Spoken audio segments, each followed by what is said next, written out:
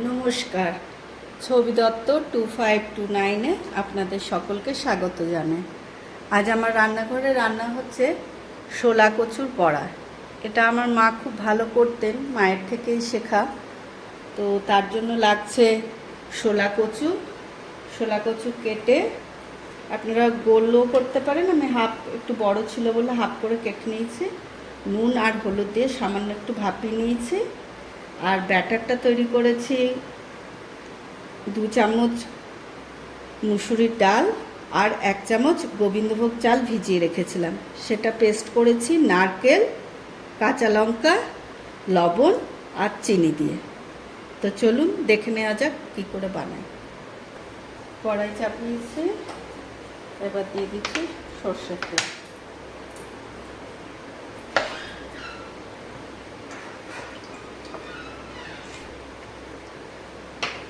তেলটা গরম হোক। এবার আমি ওই ব্যাটারটা বানিয়েছিলাম ওটার মধ্যে কোট করে নিচ্ছি, তারপরে একটা একটা করে ছেড়ে দেব।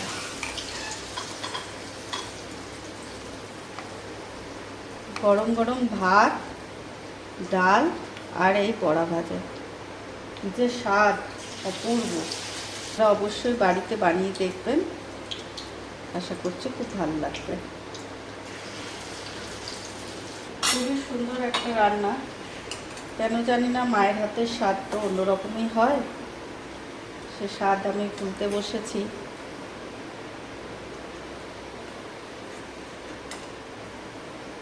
এই যে তৈরি হয়ে গেল।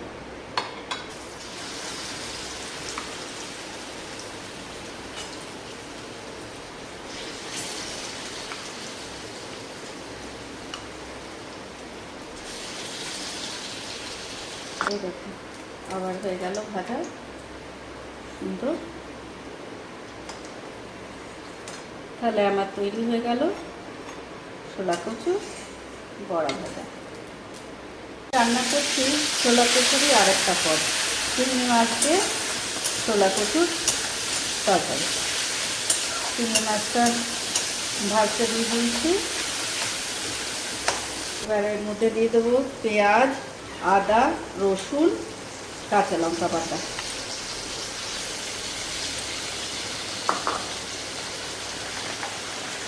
আর একটুখানি দেবো টমেটো বাটা।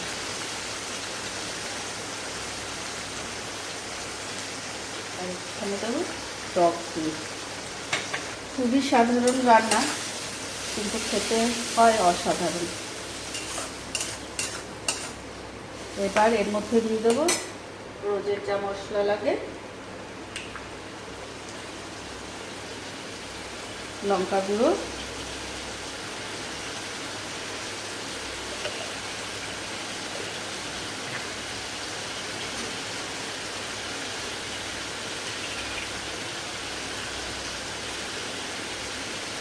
জিরে গুঁড়ো,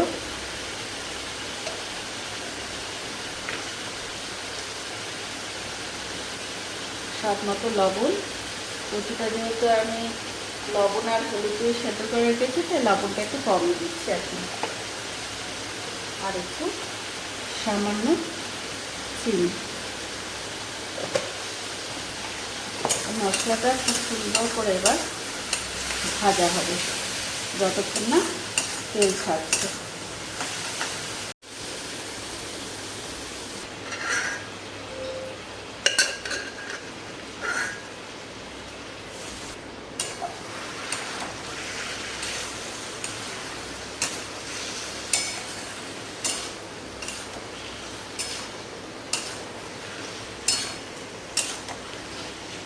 এবার এটা একটু হবে আস্তে আস্তে।